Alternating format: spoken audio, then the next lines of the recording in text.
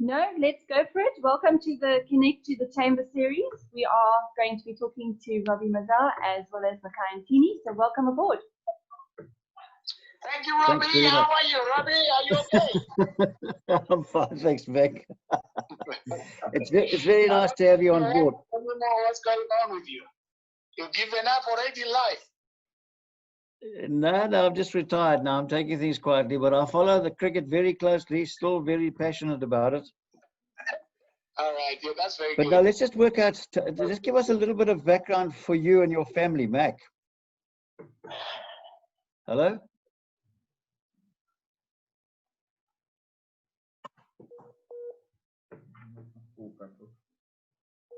We're reconnecting.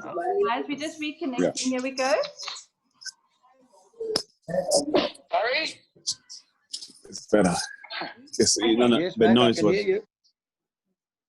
All right, so a little bit about your family, Makhaya. How's it going with the family homestead? Where are you living and where? Hello? Hi. Is that me who's talking or someone else? Hello, Mac. I was just asking. Yeah, you can carry on. So you're based also here in East London. Before, yeah, I thought, but then the surname with the one and Tim, are you still unmuted? Oh.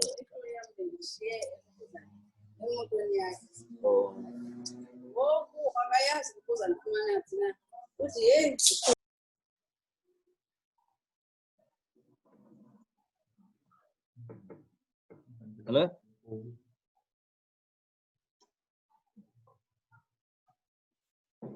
Hi guys, just hold that thought. We're going to try again. Sorry, the connectivity on this session has been really terrible. I'm really apologizing for everything in advance on this. But No, don't worry, Sam. We're trying new things. They're going to be hiccups. Don't worry about it. Just relax. All right. Hi, Makhaya, you back? Oh no, I think it was the reconnectivities. Okay, here we go. Let's try again. Okay. Here we go. I'm in. Yes, I'm in. Okay, Robbie. Yeah, just Mac, just to give us a bit of background now. Just tell us about your family, Tandeki and Tando. We've been following Tando's progress, but just tell us where you're living now, and are you all still together in East London or Cape Town? Robbie Mazal, we are still together, of course, and then we're very strong. I'm sure you're together. East London is a very good place to be. The weather is fantastic. Yeah. Doing that vitamin C, vitamin D, yes, put it out there, sit in the sun, and being able to, to run away from the COVID. And I think it's one of the things that everybody that are worried about. For myself, that I'm now preparing to do the 200-kilometer walk, which is next month starting on the 8th. So I'm training for that. So it's one of those things that keep me busy. And then doing that, it is to try and help out with the doctors, and the nurses in all the hospitals. We all know that they are in need of those PPEs, protection, and gases that is an oxygen. I keep on saying this. It's an oxygen that is needed, mostly in our hospitals. Yeah. Well, it's wonderful that you're upping towards that, Mac. So now, tell us a bit now. What is your daughter Kanya doing now?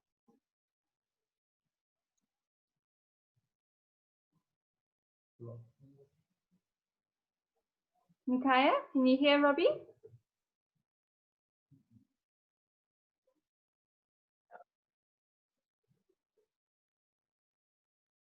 Makhaya? Okay, guys, I think I'm just going to phone back normally. So let me just phone back on the landline and I'll take it from there. All that thought.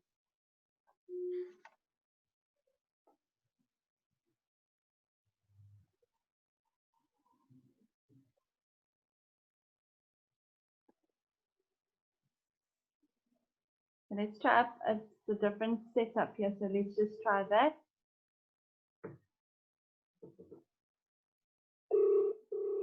Okay, we dial in personally. Hold that thought. Welcome to voicemail. Oh no! Leave me a voice or fax message after the tone. Okay. We'll try again.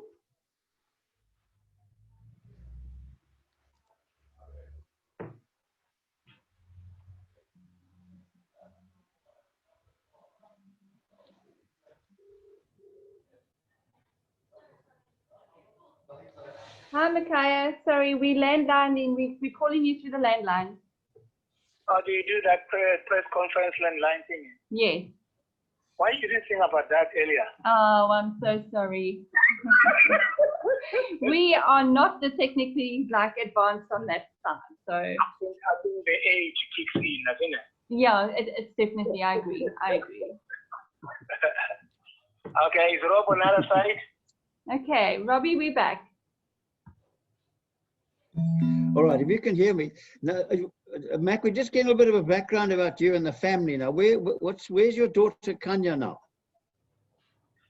Kanya's still at Clarendon. She's in grade 7. She's going to the high school next year, which is fantastic. And then she's looking forward to move from the high primary to the high school.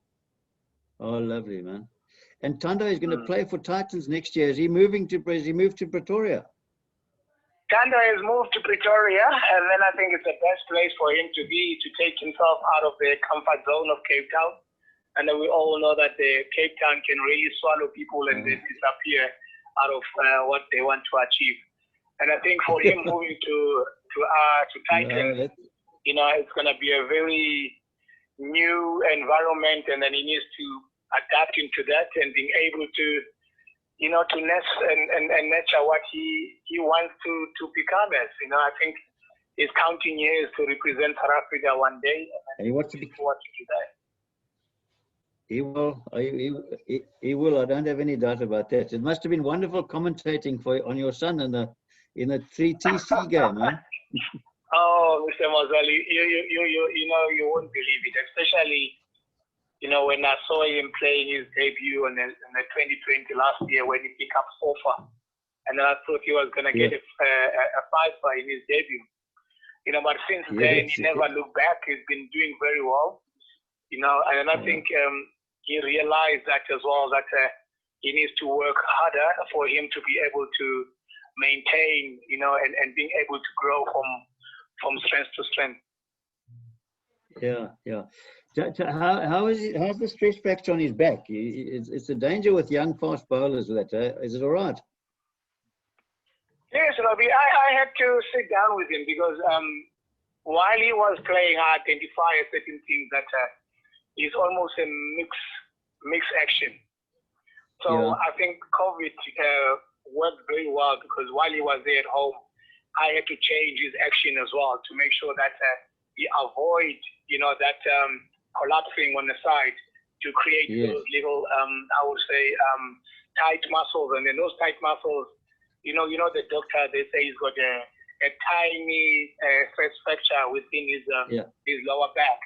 And then I say to him, okay, for you to be able to avoid that, you need to find a way that the whole full body of yours, if you are a chest on, you need to make sure that the body goes towards the direction you need to, so that you are well, you know, from the hip point of view, the direction of your body, it needs to be corrected from the hip, and being able that your feet, when they land, they are not landing far apart from each other, so that it gives you a gap from your arm. You know, if your arm works together, then you are able to go forward and protect your back. Yeah, sure. No, well, that's good. I hope he's strong. And is he working closely with a bowling coach? Who's the bowling coach up there? It's one of the things that I always get worried, because when your kid goes away and then he meets up someone else, and then someone else will change him, and then he doesn't have a say into all of those things. And then when you have someone who does not understand the bowling mechanism, how it works, because he has never been a fast bowler, it becomes a worry, you know. And I think regarding of our communication between myself and his coach, he was a medium pacer, but regarding of the knowledge, you know, of the mechanism, you know, it's very lacking. So I always have a chat with him. I says, listen, I've spoken to Tando. He needs to work on A, B, C, D. So he understands exactly when Tando speaks to him about his action and then how we change to avoid A, B, C, D, so they can work towards that. Okay. Fantastic. Well, it's lovely to know there's another Ntini we can follow, eh? And Tandeki, your wife, she's looking after you as you travel around the country. Eh? It's hard on the family when you travel so much, but still, I'm glad to hear you together and the family as well.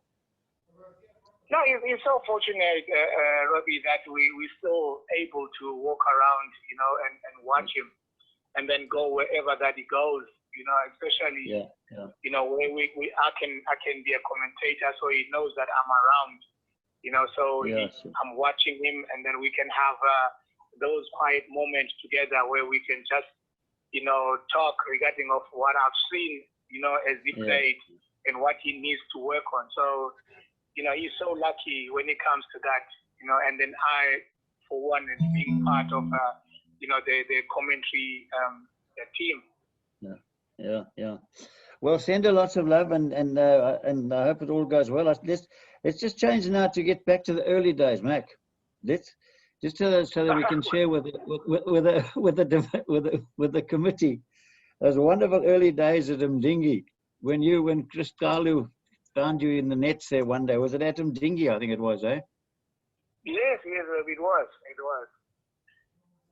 No, I just to think share with you know, when we were raised and growing up in our rural areas, we were so fortunate that we had people that they loved the sport. They had more interest on us than themselves, you know. So it's a different story now, you know. When you look at how things go about, there's no such care and love of the person that you identify, you know, as a person that has a talent.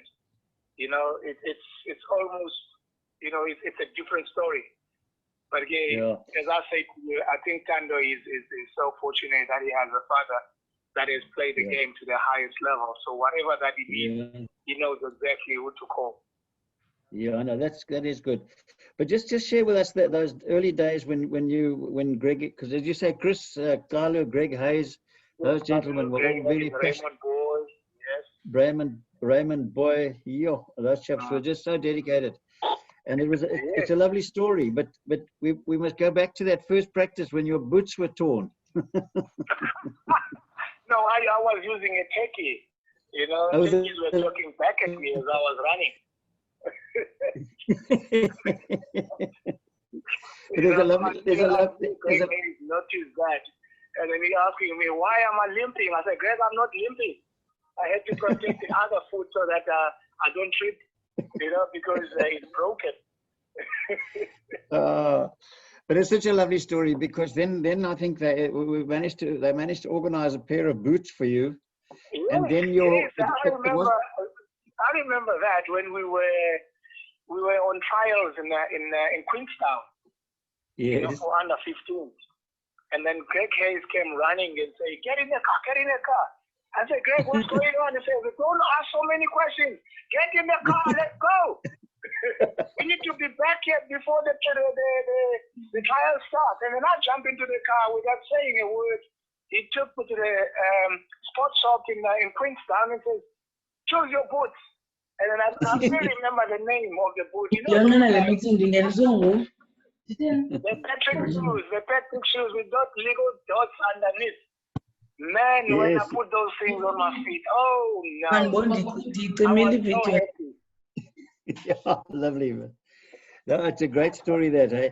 But you know, I don't know if it was your aunt or your grandmother or someone then wrote a letter to Border Cricket to say thank you, and it was a beautiful letter in such a very simple, beautiful way of writing. And I said to the guys then, I said, guys, you must keep this letter, because one day it will be very, very famous. And you know, through the years, with moving from one place to other, I don't know, between Stephen Jones and Greg and the guys, they lost that bloody letter. Ew. Because today it would be a fantastic document. That now, you know, that would be an unbelievable. You know, wouldn't that be marvelous? I'm on the verge of writing a book. Yeah, yeah, absolutely, absolutely. It would be perfect for that, eh? I'm telling But now, does anybody else want to ask Ty any questions, Mac? Anyone else to ask Mac any questions? Sam? Yes, I'm here. They all went away, Robbie. No, I'm here. I'm here. JP might have a question. I'm Kaya. How are you doing? Yes, sir. All fantastic, man. Thank you. How are you, sir? Great stuff. No, I'm well. Family's well. We're all safe during this COVID-19. More than that, we can't ask for. We're very blessed. Wonderful. I just want to ask, being a coach myself and being involved in junior sports development, I would like to hear your opinion on, I believe you're starting your own junior academy coming up. If you could tell us a little bit more about that, it would be an interesting point. Thank you. Very interesting to myself, if you can start. Perfect. You know, to be honest with you, we've launched we did the SOT 10 12 years ago. I was still playing then. And then I was so excited that, you know, we will have the School of Excellence in East London. You know, since then, I waited and waited. There's nothing that has happened. I tried to do out of my own pocket, and then I found out that I'm wasting my kids' funds, so they won't be able to go to school the following year because I've exhausted everything for them. So I had to stop, you know, and then suddenly, you know, it happens again. Someone called me from the Department of Sport, and then the lady called Fezeka, and then we had a chat, and then she said, no, she wants to, you know, revive the dream that I wanted, you know, to have in East London regarding of the sport. Yes. You know, so that on its own, you know, it's, you know, most of the government, you know, they are the people that you can never trust them, because one says this, the other one says no. Yeah, there's lots of challenges. So, I'm telling you, you know, so I'm waiting in a way, yeah, but having hopes that it will happen, you know, and then I know that if that can happen, can you imagine how many young cricketers will come through from that?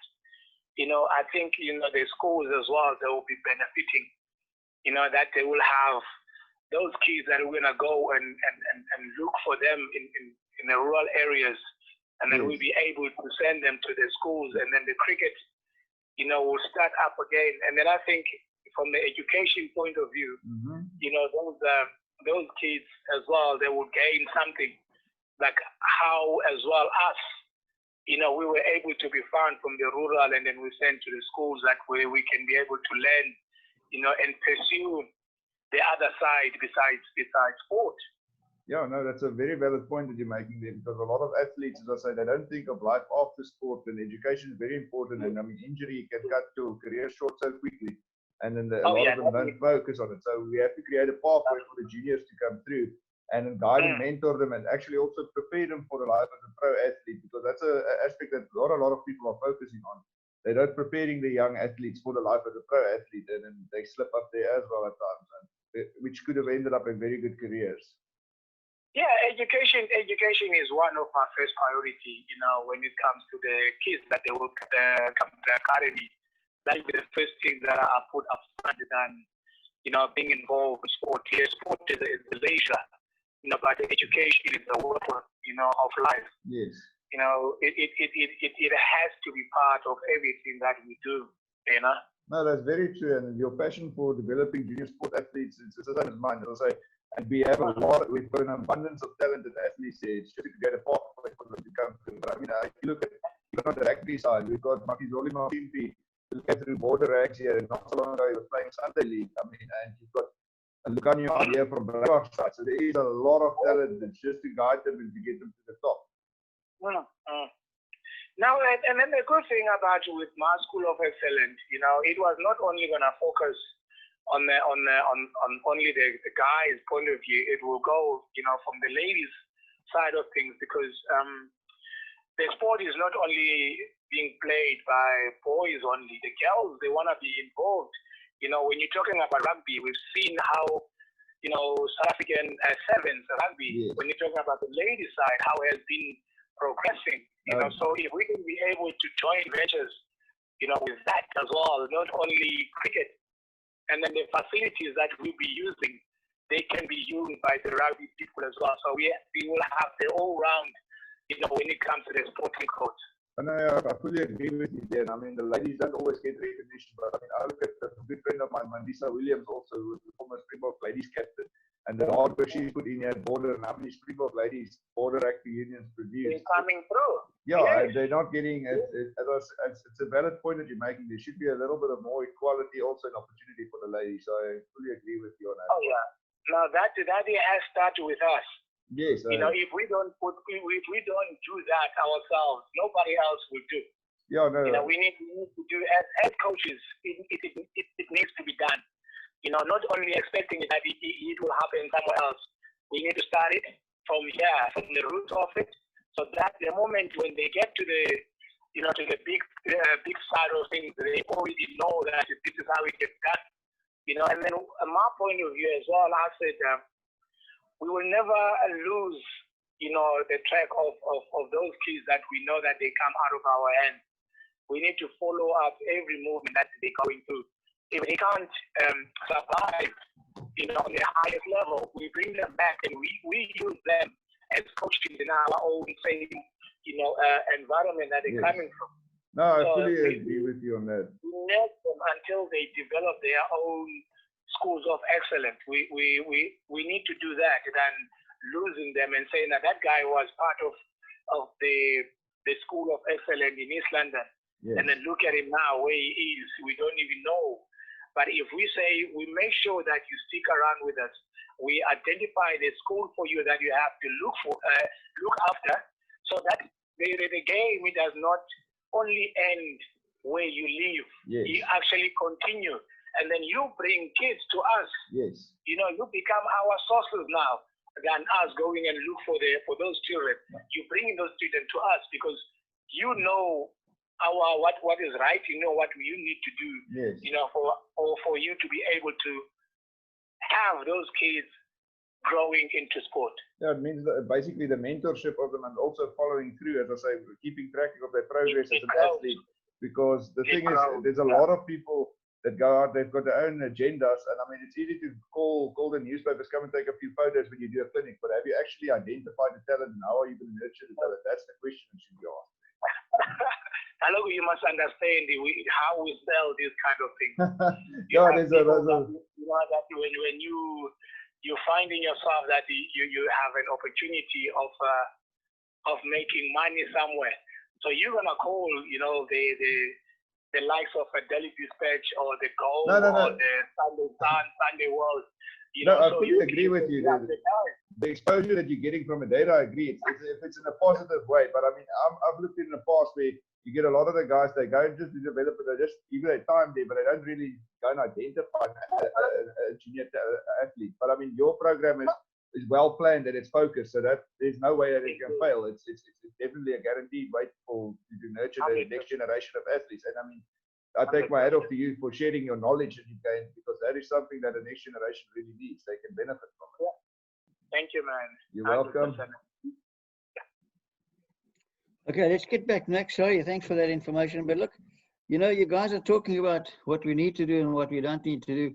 Let me explain. And Mac, you're the best example of it of all, because the system is in place. You know what happened when they, on this wonderful day when they found you in Mdingi, and then we identified a school for you, and you went to Dale Junior. And I remember that clearly, where you couldn't speak English, and they put you next to Mark Wainwright, who's the only white bloke that could speak Xhosa there. Yes, absolutely. Sometimes, Mr. Mazal, those small things, we tend to not to embrace them. But I think, myself and Mark Wainwright, we became so close until today. That's right. So it was not just a matter of teach me how to speak English, and then after that we disappear. No. Mark No. became I promise you, best friend you'll ever. remain friends for the rest of your life. You two, the both of you will. You will. You don't take those things for granted, Mr. Rob. Yeah. But what I was trying to say is that, listening to your discussion with JB, with Greg Hayes, people really don't appreciate what Greg Hayes has done and he's still doing. But the system you're talking about, the one that we got with you and with Zondeki, it's still there. We can still use it, because if we just get together now, if you and Greg and ourselves, we sat down again, because at one stage we had 110 rural fields, and we were identifying 100%. talent. We were If you can move there now to those places, Mr. Mazel, you will never identify any of them. Starting That's with right. my village. There you are. So now if we just tried something, and even if we reopened 40 of those and got the coaches going and we start that whole system again, sadly that was stopped. Border Cricket stopped that system, which I was always very sad about. And they took Greg away from development, which was the biggest mistake ever.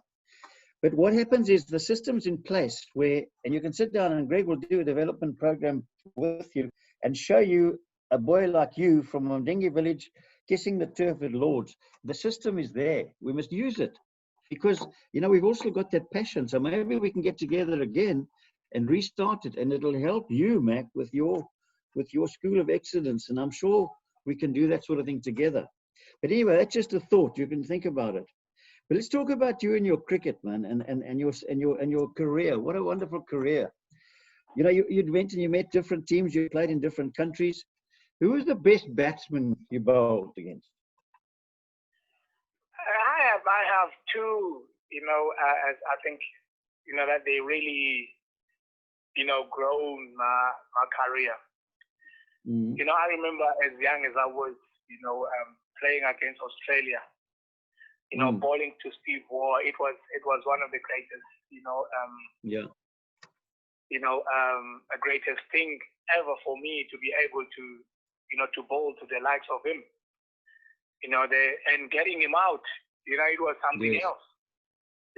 So Steve Waugh was one of the best batsmen that I could say that I bowled to. And then Brian Charles Lara, the West Indian.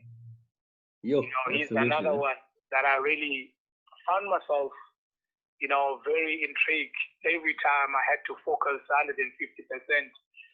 Bowling to someone he has just scored 400, against England, and then all of a sudden your team goes and tour in that particular country.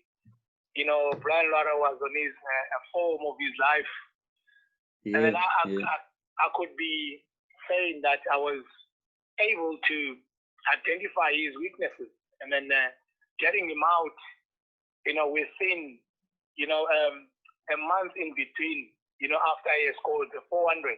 Of his 400, yeah. For me, it was an achievement.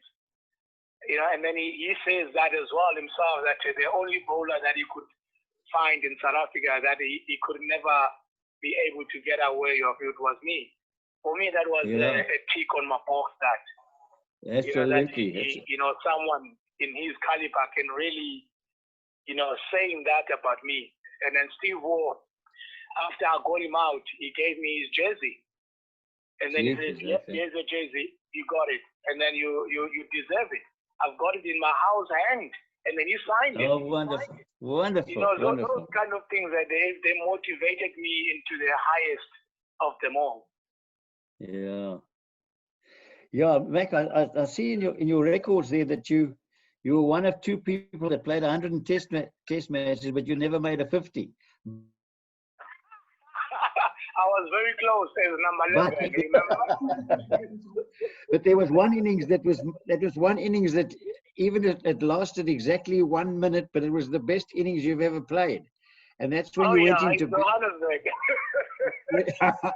when you went into when you went into number 11. If you get an opportunity and bet number 8, at least you're standing a good chance.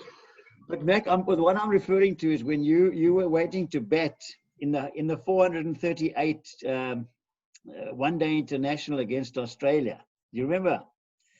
And Yes, you had to of go in. course. You had to go in and face that one ball with Bouch. Bouch was at the other end. Tell us how you were feeling before you had to go in and bat. Mr. Mazel, every time that they hit a run, I will run in front and clapping, and then I will be chased away. Go back to your seat, go back to your seat, go back where you were sitting. And then I remember Pollock was not playing in that game, and then he comes to me and says, imagine that you need to go there and hit the winning run. And I said, Pollock, if I had to bet, you must know that we are already in trouble. So there's no need that I have to go and hit the winning run. And then Andrew Hall went in and hit a good, I think he had 2 4s.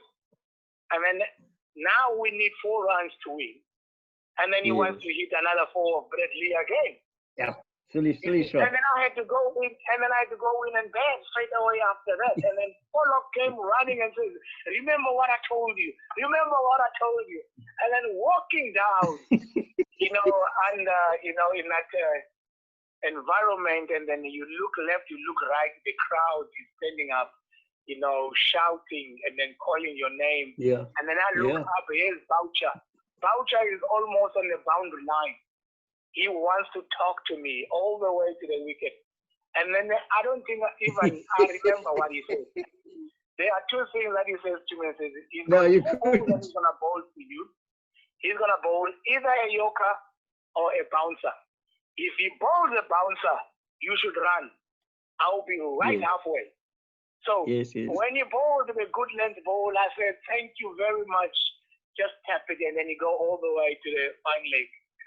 Yeah, fantastic. It was a great game. Yeah, but it was so lovely. It was so lovely that the 2 of you, Boucher and Ntini, both Border boys at the end. It was Border fantastic. Boys, yes. It was exciting, man. It was a game to remember. Yeah. I don't know how we're doing for time, Sam, but just a quick one, Mac. Just tell us a little bit about how you're enjoying doing commentary now. I think commentary it was a second choice. My first choice was to be a coach. I wanted to give it back, to our community. And but all of that, it didn't happen. And commentary became the only way that I can talk about the game. I can be able to always remind myself of this is the reason why we play this game. I'm enjoying it to the fullest because it gives me a lot of opportunity, to be able to talk about the game, especially when South Africa is playing about with the big countries the likes of India, Australia, England.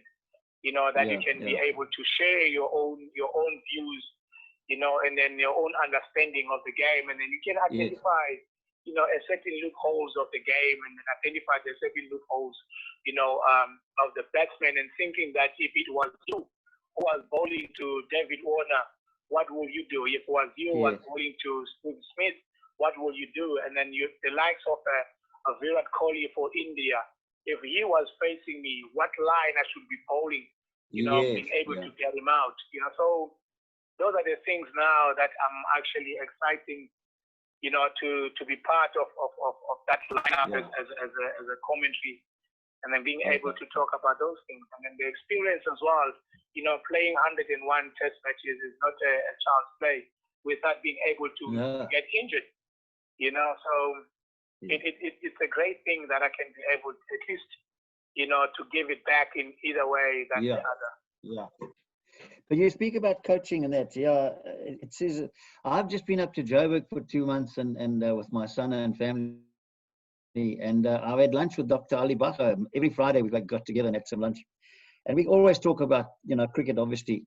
And he made a point. He said, what we should be doing is while you're not doing the commentaries and you're around on the border area, they should pay you and use you to go out into the areas and identify this talent. Once we've set up a coaching structure, and I think you'd be fantastic at that. But again, it's just something to think about. There's an academy. I don't know if you've been to Greg's Academy in Alice. That works very well. I've been there playing playing with Forte, because I still play cricket for Willows. You know, Yes. it's a sad thing though that you know, the areas as well, they're not being catered to use, you know, the facilities. You know, they've got a wonderful outfield. The ground has been taken care of. You know, the nets and the academy as well, looking after. You know, so they need to utilize that, you know, for the schools that are around and bring those kids together. Well, that's what he's trying to do then. And I think we could use, and I meant what I said earlier, if you ever wanted to just come and have a chat and let's see about School of Excellence, and even if we talk to Border Cricket and get them just to get, even if it's 40 of those 110 fields, and we start that system again slowly, because the talent is there. It gets born every single day, month, year in the Eastern Cape. And we're not doing anything enough about it. So I'd like you to have that talk with us if you're keen. But yeah, the future plans now. I'm willing to do that, Robbie. It's not something that I could shy away from. You know, cricket is our lives. You know, cricket has made a massive difference, you know, into our families. You know, so we can't keep those things into ourselves and not being able to share it with the rest of the community. Because those kids, they look up to us. You know, if I go to the shopping center and the mother walks with the child and then they pointing wherever I'm sitting or talking to, you know, those stop, they look.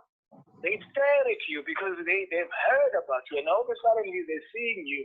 You know, it brings them their hope. You know, that one day I want to be like that guy. I want to do, you know, sport what that guy has done. You know, what he has achieved.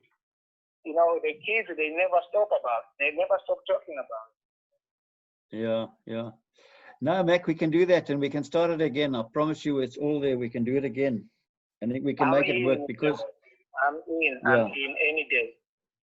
Wonderful. I'll talk to Greg. Okay, Sam, well, thank you very much. And I just think of those wonderful moments. I mean, your name going up at Lord's Cricket Ground. Oh, that must have been a day. 10 wickets, cheap. And you saw your hero, Malcolm Marshall's name. Now you've had some wonderful moments in cricket, eh?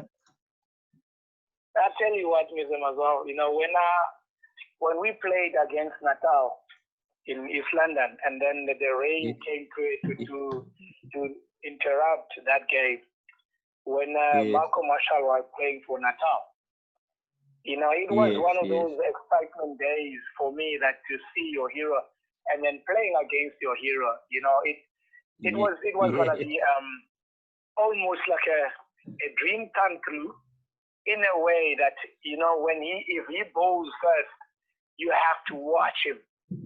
So then when you are bowling at your time, so you can be able to get someone who's your hero to watch you doing exactly what he's just doing.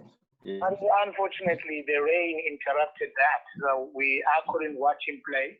He couldn't watch me bowl. And then the years later, he passed on. But it was a great thing that actually broke his record in Barbados as well. So to reach up his 370 runs or wicket that he took for West Indies. You know, so, and then I went and visited his grave as well. You know, it was a very touchy feeling as well. Of course. Anyway, thank you very much. Thanks so much for your time. And Sam, thank you for putting this all together.